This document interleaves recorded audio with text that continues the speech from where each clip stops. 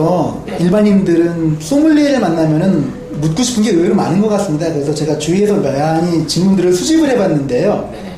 제일 궁금해하는 게 우선 레드나 화이트 와인에 따라 음식 구별하는 이유가 뭔지를 알고 싶어하는 분들이, 그러니까 이제는 이런 음식에는 레드, 이런 음식에는 화이트까지는 나온 것 같습니다. 닭고기라든지 해물이면 화이트, 붉은 고기라면은 요리 후에는 이제 레드 와인하고 어울린다. 그런데 그 어떤 근본적인 이유가 있는지 한번 소믈리에 입장에서 쉽게 설명을 해주시죠. 프랑스에 있을 때도 그 공식은 동일했어요. 예. 그런 공식은 동일했지만 예. 조리가 어떻게 되냐, 소스를 뭘 쓰냐에 따라서 그 매칭의 변형이 가능합니다. 아, 예. 그 예를 들어 붉은 고기 뭐 레드 와인, 탄닌이 있는 레드 와인을 먹는데 생선을 먹었을 때 기본적으로 비리거나 그런 느낌들이 생겨버려요. 그러니까 풍미의 조화가 안 맞아서 그런 공식들이 생기는데, 그 공식은 우리나라에서 만들어진 게 아니고 이미 오래 전부터 그들이 음식 문화 속에서 자연스럽게 만들어진 거고, 사실 또 그게 맞는 부분이기 때문에 합리적이란 말씀이죠. 그만큼 그게 정확하다고 표현하고 싶어요. 정확한 선택. 근데 그 말씀드렸듯이 그렇게만 구분질 수 없는 상황이 된 게, 음식이란 게 저희가 뉴 코리안이잖아요. 정식당이 뉴 아메리칸, 뉴 프렌치, 전통에서 벗어난 새로운 트렌드들이 생기면서 다양한 소스하고 식재료를 활용하게 됩니다. 요리사들이 그렇게 하세요. 거기에 따라서 와인 매칭도 많은 변화가 생겼어요. 꼭 고기 요리지만은 어떻게 조리되고 소스가 뭐냐에 따라서 함부로 매칭했던 경우도 있고. 네. 그럼 소믈리에 입장에서는 그걸 또 계속 개발하고 발견해 나가는 재미이자 의무가 있으시겠네요. 물론이죠. 그게 제 책임이죠. 그럼 개인적으로 가장 어떤 정식당의 독특한 퓨전 메뉴에 맞춰서 본인이 전매 특허처럼 만들어내신 어떤 조합이 있으신가요? 꼭 뭐 전매 특허라고 할 수 없는 게 정식당 메뉴가 계속 바뀌어가지고 그 메뉴 바뀔 때마다 저도 와인리스트를 같이 바꾸거든요. 매칭되는 걸 계속 해야 되기 때문에 꾸준히 전매 특허로 갔던 아이템은 없어요. 매번 새로운 어떤 도전을 하고 있어요. 그 중에서 특히 인상이 남거나 좀 힘들게 결국 매치를 찾아내신 경우가 있으면 좀 얘기해 주시죠. 생선 요리에 이제 한국 손님들께서는 레드 와인을 많이 좋아하세요. 생선 요리라도 초반부터 레드 와인을 많이 드시거든요. 그러면 약간 이제 좀 어려운 플레이버들이 생기긴 하거든요. 잘 안 맞기도 하고. 근데 그건 고객님의 기호는 반드시 존중돼야 되는 게 저희 직업의 어떤 윤리의식이기 때문에 다만 레드지만은 더 매칭이 될 만한 아이템들을 찾아서 추천을 해드려요. 화이트의 테스트나 풍미를 지닌 레드도 좀 찾아낼 수가 있는 건가요? 어느 정도? 죄송해요. 화이트의 풍미를 지닌 레드를 찾는 그런 건 없긴 하지만 그 까베네 소비뇽이나 말백, 뭐 어떤 네비올로 뭐 이런 아이템들처럼 너무 탄닉한 캐릭터가 상대적으로 적은 품목들이 있어요. 그때 갸메, 피노누아 뭐 이런 아이템들이 있거든요. 또 숙성된 아이템, 숙성된 뭐 메로나 까베네 소비뇽도 탄닌은 굉장히 부드러워지거든요. 그런 매칭을 통해서 조금 더 원활한 매칭, 조금 더 원활한 식사를 하실 수 있도록 이렇게 가이드라인을 제공하긴 하세요. 하긴 해드리는데 또 원칙적으로 그냥 그 선 굵은 와인을 좋아하시는 분들은 또 존중을 받아야죠. 언제나 그러니까 소믈리에 입장에서는 고객의 입맛이 제일 고객의 니즈가 제일 우선시 돼야 돼요. 그러면은 특히 포도주에서 조금이라도 포도주를 즐기는 사람들은 오래된 포도주나 특정 연도 지역에 따라서 굉장히 가치를 높게 치기도 하고 낮게 치기도 하고 상대를 무시하는 경우도 있는데, 거기에 어느 정도 원인이나 달라지는 정도의 격차가 어느 정도 있다고 보시나요? 가격까지 포함해서. 그러니까 저희가 빈티지라고 얘기를 하잖아요. 빈티지를 얘기를 했을 때 예를 들어 뭐 뽀이하게 샤또 뽕떼끼안의 브랑크리 클라스의 5등급 와인이 있어요. 그레이트 빈티지, 좋은 빈티지 때의 와인하고 좀 힘들었던 해하고 가격 차이가 많게는 16만 원까지 나는 경우도 있어요. 그거는 저는 당연하다고 봐요. 와인 제가 아까 전에 제가 다녔던 학교에는 양조 과정도 있고 뭐 소믈리에 과정도 있고 와인 커머셜 과정도 있어요. 그건 와인 커머셜이거든요. 자기들의 상품은 이미 국제적으로 알려진 상품이지만 좋은 퀄리티가 좋은 와인에 대해서 가격을 높게 책정하고 또는 힘들었던 해기 때문에 이 힘들었던 이 와인을 먹었을 때 그때 그 좋았던 와인하고 비해서 퀄리티 차이가 이만큼 나는데 가격이 똑같은데 고객한테는 이해할 수 없고 납득이 안 되는 상황이야. 그런 부분의 가격 차는 당연히 커머셜적인 입장에서 생겨야 된다고 봐요. 같은 와이너리라도 같은 연도라도 와인 농장이라든지 연도들마다 다 틀린 게 브랜드 가치라는 게 또 있다 보니까 보통 뭐 주류나 뭐 이런 1등급 와인들은 그 브랜드 가치가 상대적으로 굉장히 높죠. 일반 대중들이 그러니까 여기에는 그러니까 단순히 오래된 와인이면 비싼 건 줄 아는 분들도 많은 것 같은데 그런 건 아니란 말씀이죠. 오래된 와인이 일반적으로 가격대가 조금 더 있긴 한데 그거를 단순 논리로 접근할 수는 없어요. 아, 예. 만약에 지금 98년도 아니 뭐 97년도 와인이 있습니다. 예. 97년도 뭐 뽀이아 와인이 있는데 이 와인이 이미 마실 시기가 넘어갔어요. 그 와인을 판매하는 사람 입장으로서 원래 가격은 정점을 찍었을 때는 예를 들어 뭐 15만 원이었어요. 근데 지금 이게 테이스팅을 해봤는데 와인이 넘어가는 시점에 그거를 정점인 모습에 동일한 가격으로 판매를 하는 건 소비자를 우롱하는 부분이기도 하고 어느 정도 가격 조율을 해야 되는 게 소믈리의 역할이기도 해요. 대중적인 와인은 그럼 보통 몇 년 정도까지가 맛이 좋은 기간으로 알면 대중적인 와인이라고 하시면 일반적인 그냥 우리가 마트나 편의점에서 뭐 구입하는 에스코돌로나 뭐 무똥가드 이런 아이템들 말씀이시죠. 몬테스 알파. 일반적인 와인들. 일반적으로는 그 와인들은 이제 조기 숙성이 좀 빨리 진행되는 편이에요. 그 말은 빨리 드셔야 된다는 얘기거든요. 그럼 물론 지금 먹었는데 2011년에 너무 뻑뻑하고 탄닉해. 근데 1년 뒤의 모습이 금방금방 바뀌는 아이템들이에요. 그래서 제 개인적으로는 한 3년에서 5년 사이에 소비를 하시는 게 일반적인 대중 와인들은 3년에서 5년 뒤죠. 또 그것보다 덜한 와인들도 꽤 많아요. 그래서 그런 부분들은 그 와인을 판매하시는 분들하고 커뮤니케이션을 많이 또 와인은 병 하나하나마다의 상태도 또 틀리다고 하는데 맛이 사실인가요? 네, 바트 베리에이션이 다 보관이 어떻게 되냐에 따라 틀리기 때문에 결과적으로는 저도 참 와인은 뚜껑을 열어보지 않으면 모릅니다. 뚜껑, 그러니까 와인 한마디로 열어봐야지 이 와인이 부시오네가 있든 없든 또는 지금 절정, 지금 꺾여 있는 상태. 그래서 테이스팅을 많이 하는 편이에요. 포도주는 한마디로 뚜껑을 열고 테이스팅을 해보기 전까지는 아무도 알 수 없는 거다. 아무도 알 수 없죠. 다만 이제 뭐 병 상태나 보관을 어디서 했냐에 따라서 유추는 할 수 있어요. 근데 확실한 건 열어봐야 하는 부분이에요. 우리나라에서는 특히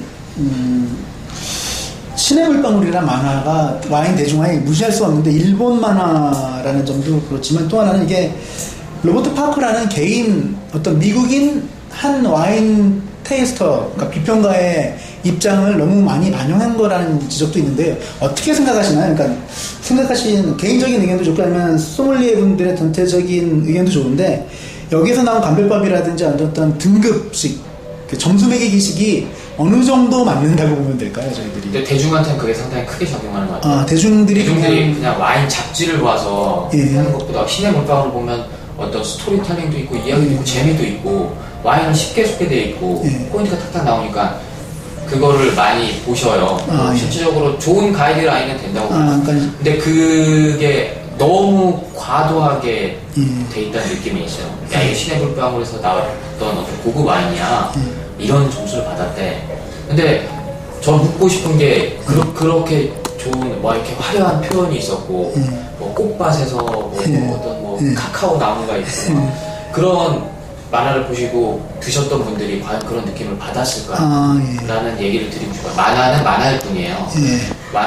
와인 자체가 일정 부분 왜곡된 부분도 있다고 생각을 해요.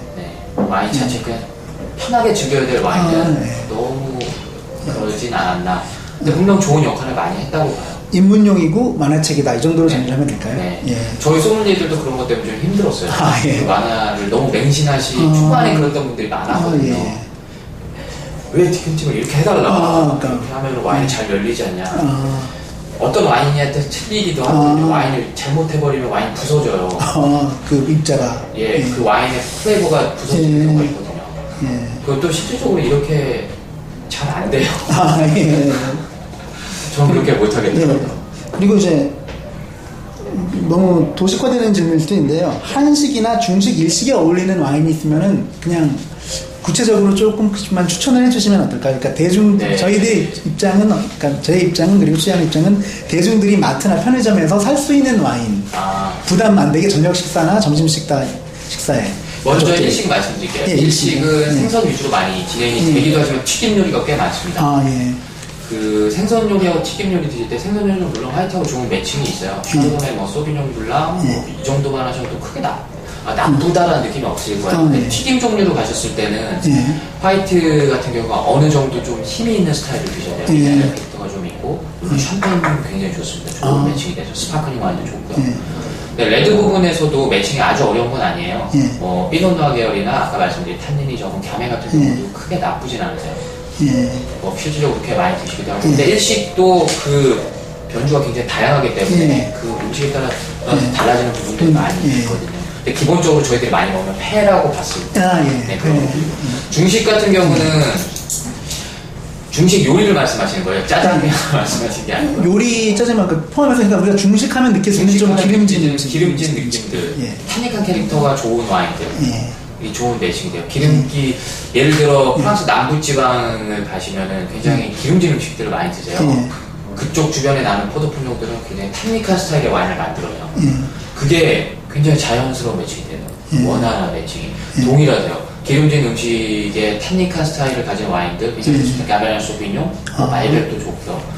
뭐 시라도 굉장히 좋은데요. 그래서 굉장히 편안한 매칭이 되죠. 그리고 좀 전에 잠깐 우스갯소리처럼 말씀하셨지만 짜장면이랑 어울리는 걸 저는 많이 해봤어요. 저도 궁금했던 게 짜장면이랑 라면 같은 면류들이랑 어울리는 와인도 있을까라는 의심을 해봤거든요. 파스타는 또 있지 않습니까? 이탈리 음식은 뭐 소스가 볼로네제냐, 크림이냐, 뭐 또는 오일을 베이스로 한 소스냐에 따라서 매칭이 달라지잖아요. 동일한 것 같아요. 저 짜장면 저도 궁금해서 초창기에 많이 해봤거든요. 참 절묘한 밸런스다라고는 말씀을 못 드리겠어요. 근데 개인적으로는 저는 화이트 와인 좀 괜찮았던 것 같아요. 짜장면하고 샴페인이 좀 괜찮았던. 그러니까 동양 쪽의 면류 요리들은 꼭 그게 고정화될 필요는 없는데 느끼시기에 너무 탄닉한 개인적으로 표현해 개인적인 부분은 탄닉한 레드 와인이라고 했더니 이게 따로 놀더라고요. 화이트 라인 쪽이 아무래도 좀 무난한 것 같다. 그냥 라이트한 화이트 와인 괜찮았던 것 같아요. 동양 요리 중에 가장 와인하고 매치가 힘들다는 한식이 드디어 나왔는데요. 그게 이제 그것도 또 로버트 파커가 또 뭐 규정을 지어놓고 가버렸잖아요. 우리나라에서는 어떻게 보면 그분한테 제가 그분한테 함부로 그분을 평가하고 얘기하는 입장에 워낙 대단하신 분인데 그래도 개인적인 소견이 개인적으로는 로버트 파커님 이걸 보고 계신다면 한식을 얼마나 많이 드셔보셨습니까? 라고 여쭤보고 싶어요. 어떤 거 그럼 개인적으로는? 저는 한식 같은 경우는 그런 와인 매칭이 어렵다고 생각하는 부분이 굉장히 많잖아요. 일반 대중도 그렇고 소믈리에들도 그런 부분에 공감하는 부분들이 있어요. 그게 일정 아이템들에 국한돼서 그렇다고 생각을 해요. 그럼 좀 더 설명을 김치가 들어간 음식 또는 한상 차림에 찌개가 전골이 있거나 뭐 이런 것들 때문에 맵고 짜고 작적인 음식들 때문에 그런 뭐 어렵다라는 이미지가 생겼는데 그거 외에도 매칭할 수 있는 부분이 정말 많잖아요. 그냥 저희 한우 고기 그냥 구워서 드시잖아요. 삼겹살도 구워서 드시고요. 물론 삼겹살을 드실 때 너무 매운 고추장 소스에다가 해서 드시면 물론 입안에서 레드와인하고 밸런스에 어긋나는 부분이 생겨요. 근데 소스의 선택은 다양하잖아요. 기름장 소스 사용하실 수도 있고 한우 그냥 이렇게 썰어가지고 그 고기 자체만 먹어도 굉장히 좋은 풍미가 생겨요.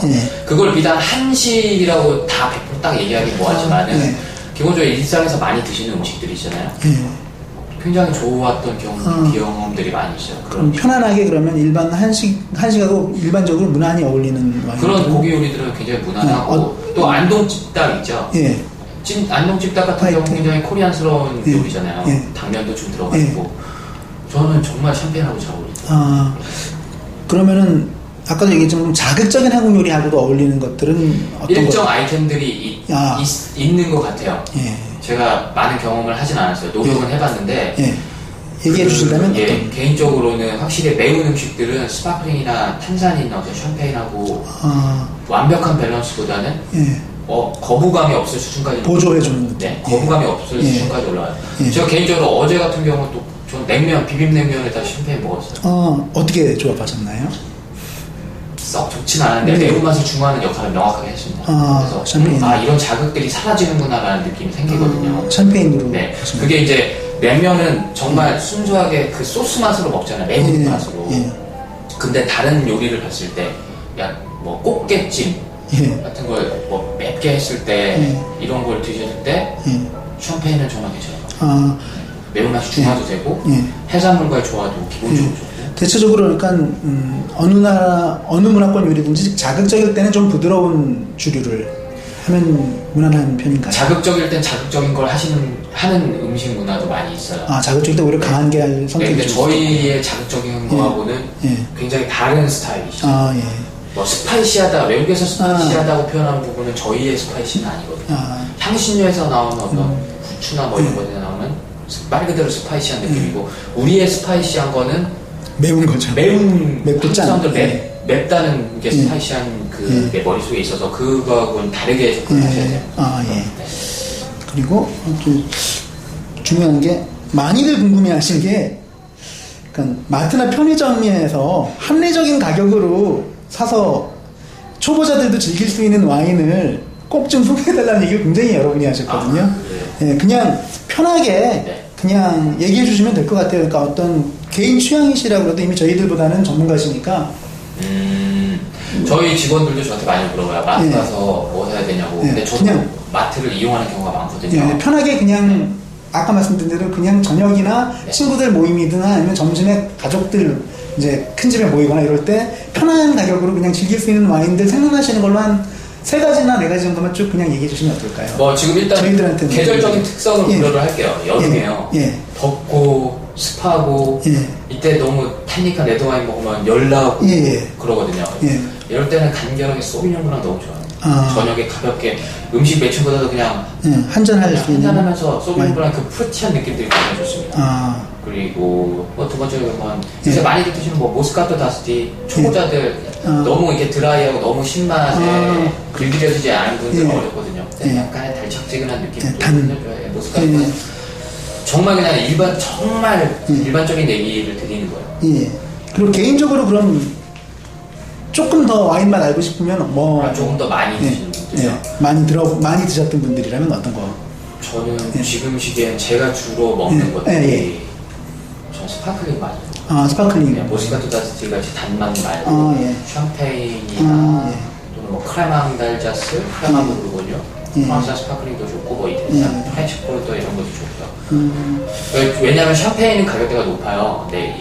뭐 크레망달자스나 크레망 부르고뉴 그냥 프랑스의 스파클링 와인들은 이미 좋은 가격에 높지 않거든요. 어떤 아이템들. 근데 여기서 조금 궁금한 거는 또 와인 즐기는 분 중에 어떤 분들은 스파클링이나 화이트 와인을 레드 와인보다 좀 떨어지는 걸로 느끼는 분들도 있는 것 같더라고요. 심지어 샴페인은 고가 제품도 있는데도 굉장히 그러니까 샴페인하고 이렇게 스파클링 하면은 뭔가 좀 여성스럽고 얕은 걸로 보고, 여성스럽다는 표현이 좀 잘못된 보일 수도 있긴 한데요. 거기에 대해서는 좀 어떻게 생각하십니까? 그건 기호라고 생각을 해요. 근데 많은 애호가분들이 굉장히 루트를 많이 봤어요. 어떻게 올라오셨는지.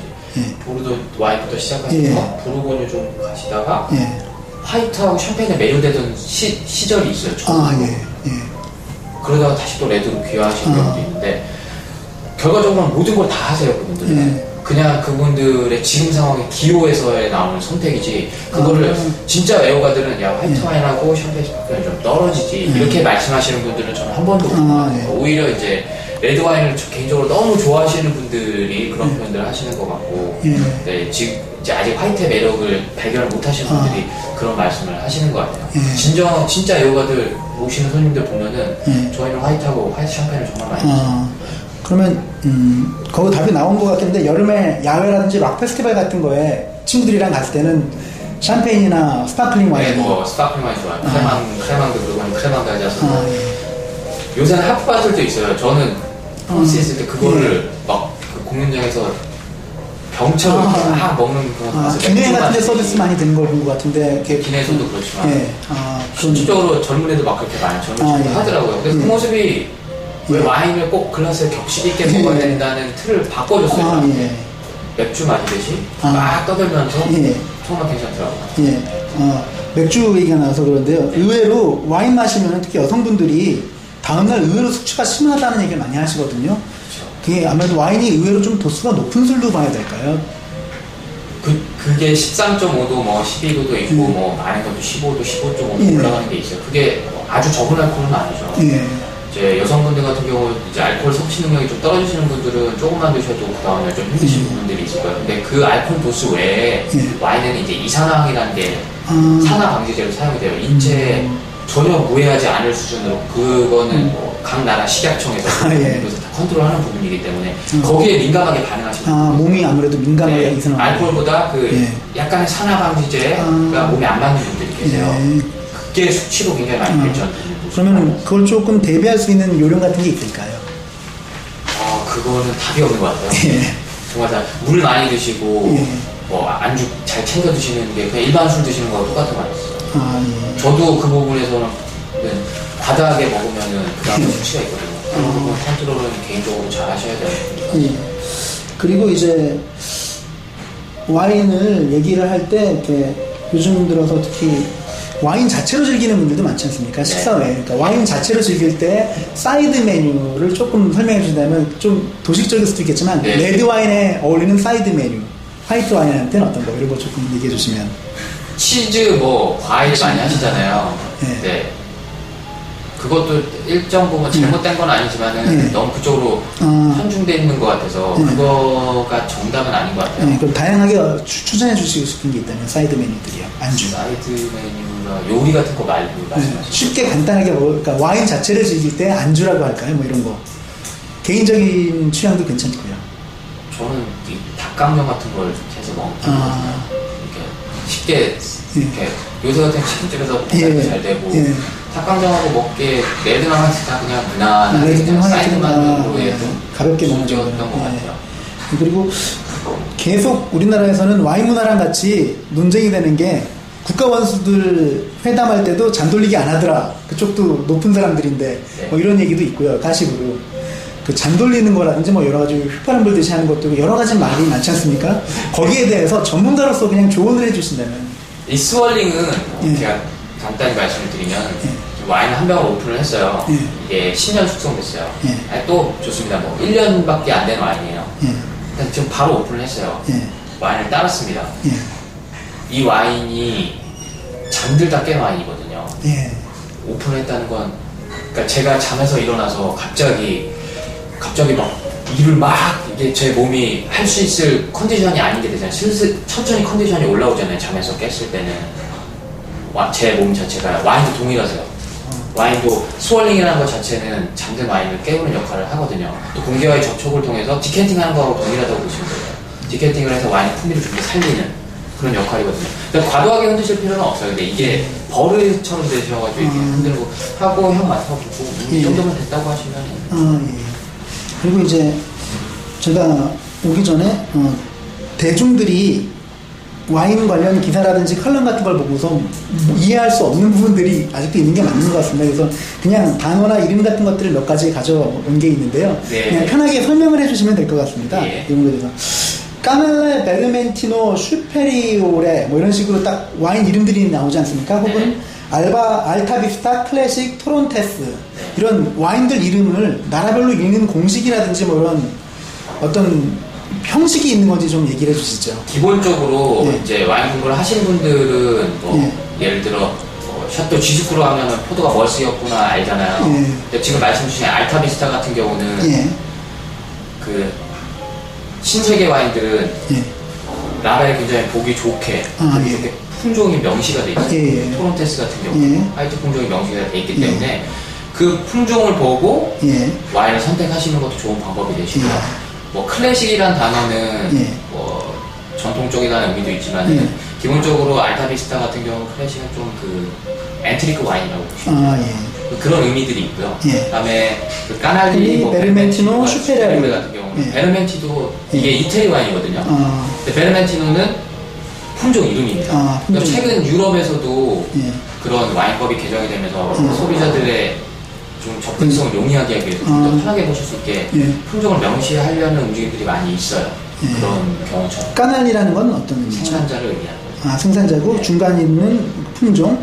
그럼 슈페리오레는 어떤 나라에서는 뭐 등급이 될 수도 있지만 기본적으로 숙성을 조금 더 시켰다는 의미가 되는 경우가 많으세요. 그럼 보통 어느 정도 이제 와인에 대한 공부라든지 아니면 익숙함이 있으면 그다음부터 이제 품종하고 지역 같은 걸 알 수 있다는 얘기죠. 그 이름이라든지 라벨을 보면. 그리고 인조이 하시다 보면 자연스럽게 그러니까 공부하자 막 이런 것보다 그냥 편하게 마시다 보면 알 수 있다는 말씀이죠. 와인 대화 조금씩 나누면서 뭐 책 가끔 한 번씩 보시고. 마리아주라는 건 제가 알고 있는 게 맞는지 한번 확인을 받아보고 싶은데요. 음식과 술의 궁합, 조합 이런 걸로 이해하면 되는 걸까요? 마리아주라는 단어를 원래 마리아주 같은 경우는 불어에서는 결혼을 의미를 해요. 결혼이란 단어긴 한데 실제적으로 음식과 와인의 매칭을 표현할 때 그 마리아주를 씁니다. 예. 그게 고스란히 유일이 됐어요. 예. 그래서 말씀하신 그 부분이 맞는 얘기예요. 예. 음식과 와인의 궁합. 예. 궁합, 좋은 매치. 이거 보셔도 될 것 같아요. 예. 그리고 와인은 크게 화이트, 레드로 나눈다. 이렇게 보면 될까요, 저희들이? 예. 그리고 그냥 크게 나눌 때. 크게 나눌 때 화이트, 레드, 스파클링. 스파클링을 이제 화이트에서 별도로 나눠서 보셔야죠. 샴페인하고 스파클링은 제조 방식 자체가 그만의 캐릭터가 있기 때문에 화이트, 레드, 스파클링. 스파클링에 샴페인이 포함이 되는 거고요. 네. 예. 큰 범주 안으로 포함이 되죠. 그리고 로버트 파커라는 평론가는 대단히 중요한 인물이고 와인계 여러 가지 중요한 한마디로 등급이란지 극동 지역에 의해서 영향을 미치긴 했지만 참고하면 되지 꼭 100% 맞는다라고 생각 안 해도 된다는 말씀이죠. 그 부분은 조금 복잡하게 말씀드릴 수 있는 부분인데 로버트 파커께서 그 와인 시장 가격에 굉장히 큰 영향을 미치시는 분이시잖아요. 잘 아시다시피. 네, 그분이 평가를 내리는 부분들에서 특히 보르도 와인들이나 나파밸리 와인들은 저도 어느 정도는 신뢰를 하는 편이에요. 그쪽에 굉장히 강하신 것 같아서요. 근데 맹신할 필요는 없는 것 같아요. 결국은 내가 내 돈 주고 사 먹는 거기 때문에 그 점수만 보고 움직일 필요는 없을 것 같아요. 예. 산도가 높다, 낮다, 산도에 관한 얘기가 많은데요. 산도에 대해서 쉽게 설명을 해주시면 어떤 거라고 이해하면 될까요? 산도는 신맛입니다. 너무 신맛이에요. 그냥 너무 간결해요. 너 그거 단어를 너무 어렵게 받아들이시죠. 신맛이 강하다, 약하다. 신맛이 강하고 그 손님한테 설명을 해줄 때도 그게 제일 이해가 빠르잖아. 이건 더 시고 이건 좀 덜 시구나. 신맛이 강하다. 근데 그게 신맛으로 끝나는 게 아니고 그 상위에는 신맛에 여러 가지 캐릭터가 포함이 될 수 있어요. 아로마도 들어갈 수가 있고 여러 가지 미네랄 캐릭터도 있을 수 있고 뉘앙스거든요. 그리고 와인 관련 기사라든지 칼럼을 보면 소비뇽 블랑이라든지 여러 가지 품종에 대한 말들이 많습니다. 이걸 좀 대표적인 것만 몇 가지 좀 설명해